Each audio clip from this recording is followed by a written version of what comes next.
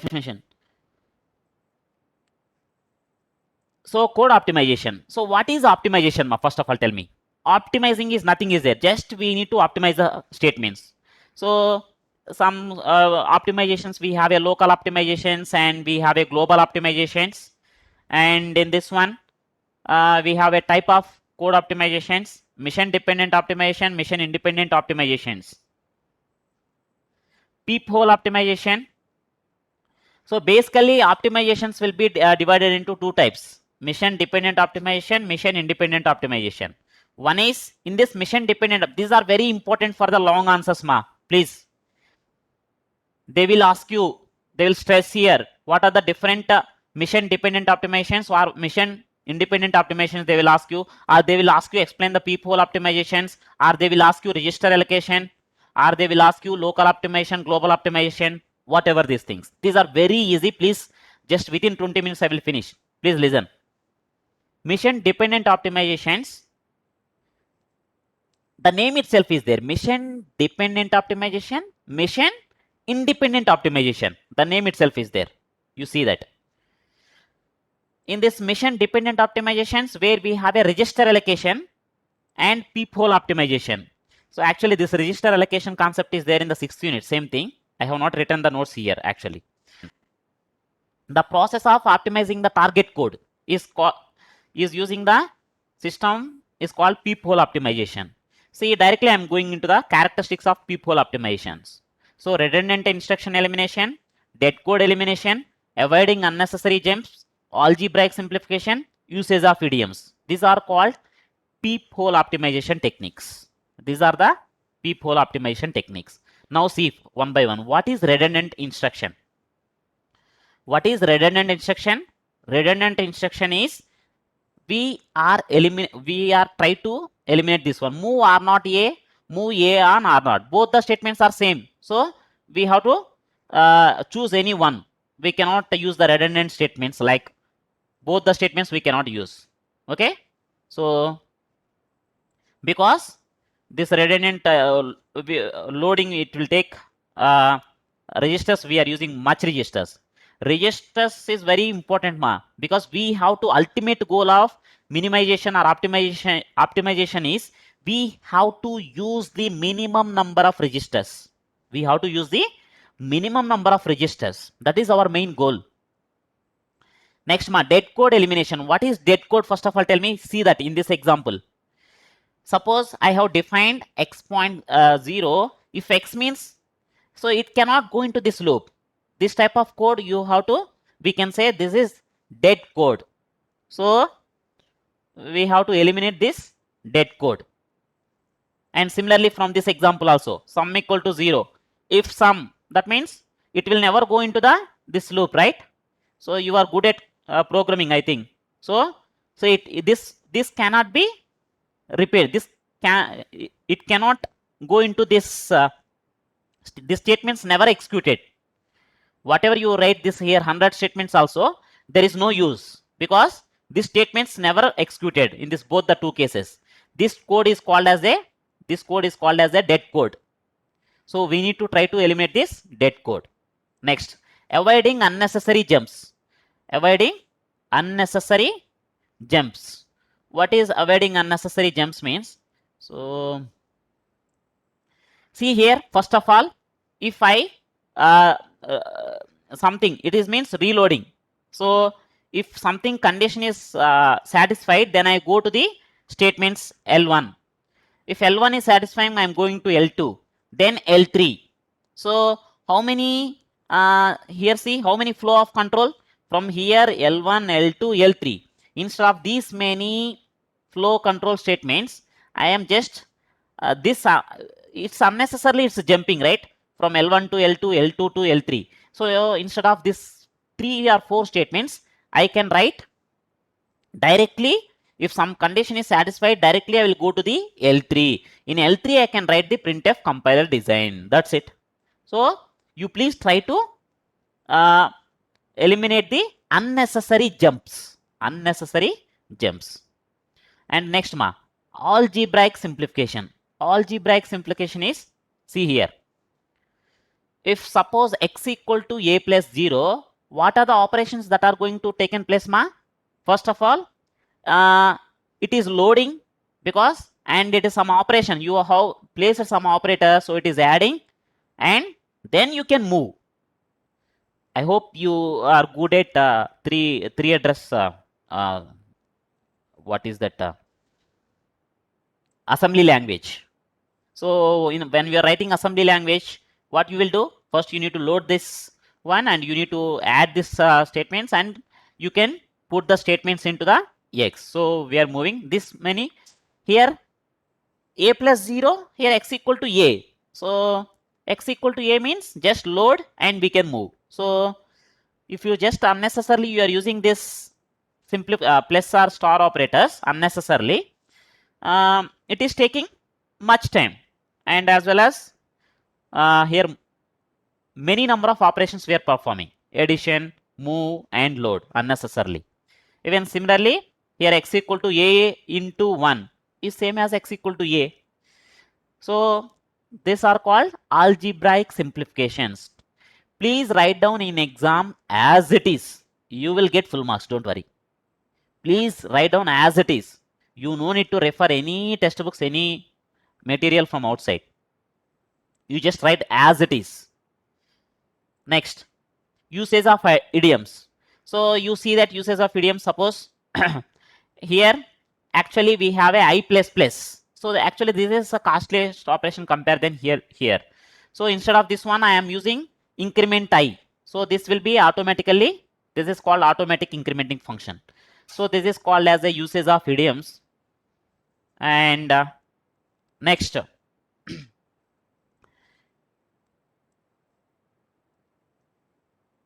next one is machine independent code optimizations. So these are all peephole optimizations. What is this peephole optimizations? Like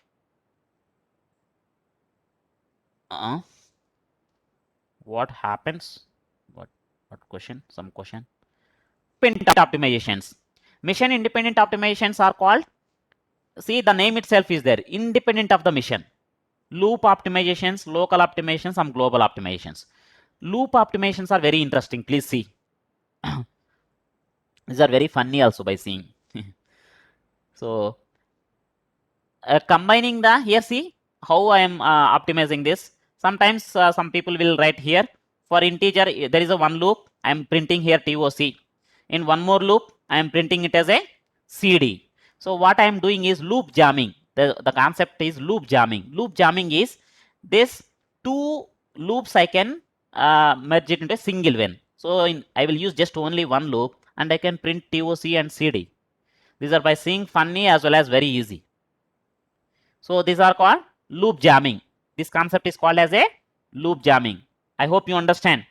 Here I am writing TOC, here it is repeating 10 times. So instead of using two loops, I am using directly one loop and I am printing the two statements TOC and CD. Next, loop unrolling. Loop unrolling is, see here see loop unrolling. What it is, loop unrolling is number of jumps can be reduced by writing the code two times. Example, suppose if I is less than or equal to 50, it is print I plus plus. What we are doing is, this while loop is executing how many times? It is executing 50 times. Now instead of that one, I am just making here while I is less than or equal to 50, here I am incrementing two times, so that the while loop I am it is try to execute as a 25 times like. So I have reduced half part. So next one is loop fusion. Okay, some question we got. Loop fusion is, what we are doing is here these two things j equal to 1 to n, j equal to 1 to m. So this we are combining into I equal to 1 to n into m, and where I can combine as a of I equal to 10. So this is where several loops are merged into a one loop. This is called as a loop fusion. Several loops are merged into a single loop. Next, code motion. Code motion. So you see that code motion is very easy. See here, I am using this while loop limit minus 2. In while loop, I have given I less than or equal to limit minus 2. Actually, what in the loop it is doing, every time it is performing some action.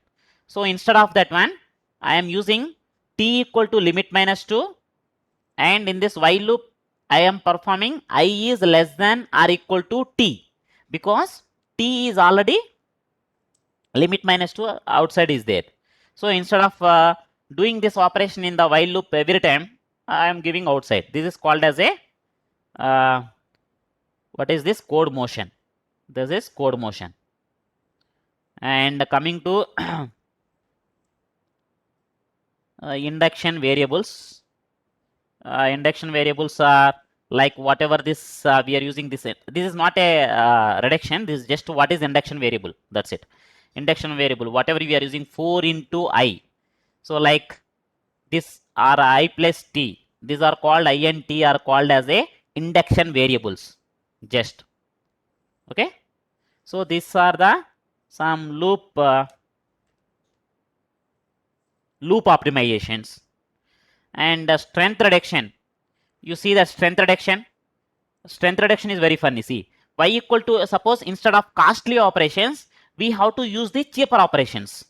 Suppose here y equal to 2 into x. What I am doing? Y equal to x plus x.